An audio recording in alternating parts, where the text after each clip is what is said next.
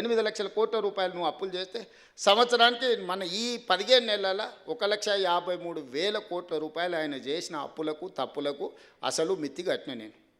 అంటే నెలకు 10,000 కోట్ల రూపాయలు అసలు మిత్తి 15 నెలల 1,53,000 కోట్లు ఆయన గారు చేసిపోయిన అప్పులకు తప్పులకు నేను లెక్క కట్టిన, పాయమాలు కట్టిన. ఊర్లలో అంటారు కదా, బందరితో లేరురా పాయమాలు కట్టి చూర్రా అని. సరిగ్గా 15 నెలల 1,53,000 కోట్ల రూపాయలు బ్యాంకులకు నేను 88,000 కోట్ల అసలు 64,000 కోట్ల మిత్తి, దాదాపు 1,53,000 కోట్ల రూపాయలు నేను కట్టిన ఈ 15 నెలలు.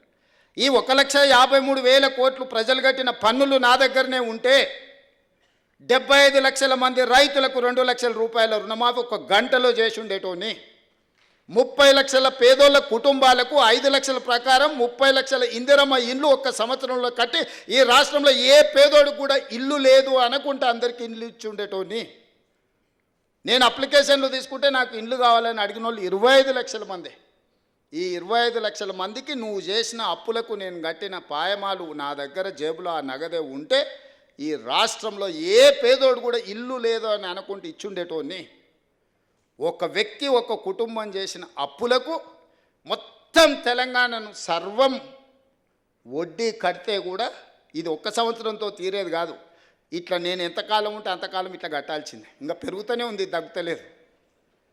ఇంతెందుకు ప్రభుత్వ ఉద్యోగులకు 58 ఏళ్ళని 61 ఏళ్ళకి చేసింది. ఇప్పుడు ఆ 61 ఏళ్ళు కూడా అయిపోయి రిటైర్ అయిపోతారు. పాతోళ్ళకు కొత్తోళ్ళకి కలిసి రిటైర్మెంట్ బెనిఫిట్స్ 8,000 కోట్ల రూపాయలు బకాయిలు పెట్టిపోయింది. నేను నెలకు 200 నుంచి 300 కోట్లు నాకున్న వెసులుబాట్లు వాళ్ళకి ఇస్తే ఏ మూలకి సరిపోతాయి? ఎవరికి ఇవ్వాలి? నేను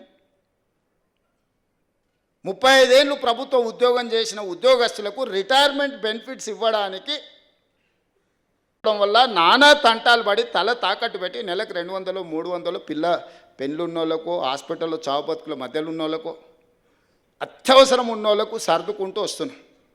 ప్రభుత్వ ఉద్యోగుల బెనిఫిట్స్ 8,000 కోట్లు బకాయిలు పెట్టి ఆయన ఇవ్వని కనిపించాడు. ఎవరు అడగడానికి అవకాశం లేదు కాబట్టి వాళ్ళని అడగలేకపోయారు. నేను అందరు కలుస్తా, అందరు కనిపిస్తా, అందరిని రప్పిస్తున్నా, వాళ్ళు వచ్చి నిరసన తెలుపుతుంది. ఇదేదో రేవంత్ రెడ్డి చేసిన తప్పని మీరు అనుకుంటారు. సోషల్ మీడియాలో మళ్ళీ ఆయన్నే పెడతాడు, సచివాలయంలో ధర్నాలు చేసిన ప్రభుత్వ ఉద్యోగులు రిటైర్మెంట్ అని. ఎవరి లైబిలిటీ ఇది? ఒక చిన్న అటెండర్ రిటైర్ అయితే 50 లక్షలు మినిమం బెనిఫిట్స్ వస్తున్నాయి. ఒక average employee, gazetted rank employee retired అయితే 1,15,00,000 నుంచి 1,20,00,000 బెనిఫిట్స్ ఇవ్వాల్సి వస్తుంది. ప్రతి నెల 1000 మంది మినిమం రిటైర్ అయిపోతున్నారు యావరేజ్గా. సంవత్సరం తిరిగే వరకల్లా ఒక 10,000 మంది ప్రభుత్వ ఉద్యోగులు రిటైర్ అవుతారు. వాళ్ళ బెనిఫిట్స్ అనేది 100 కోట్లు నాకు వరదలాగా యాడ్ అవుతున్నాయి. ఈ రోజుకు 8,000 కోట్ల రూపాయలు ప్రభుత్వ ఉద్యోగులకు రిటైర్మెంట్ బెనిఫిట్స్ నా దగ్గర పెండింగ్ ఉన్నాయి. ఎట్లా తీసుకొచ్చేయాలా? ఏ అప్పు పుడతలేదు మార్కెట్లో, ఊడు మనల్ని నమ్ముతలేడు. ఊర్లలో ఒకప్పుడు భూస్వాములు ఉన్నోళ్ళు పిల్లలు చేతికి రాక దొరికిన కాడల్లో అప్పులు చేసి వ్యసనాలకు అలవాటై తాగుడుకు బానిసలై పత్తాలకు పెట్టి కొన్ని పెద్ద కుటుంబాలు గ్రామాలలో దెబ్బతింటే చూడు, అప్పు ఉట్టకొస్తుంది. పేరు గొప్పగా ఉంటుంది, అప్పు ఉట్టకొస్తుంది వాళ్ళకు.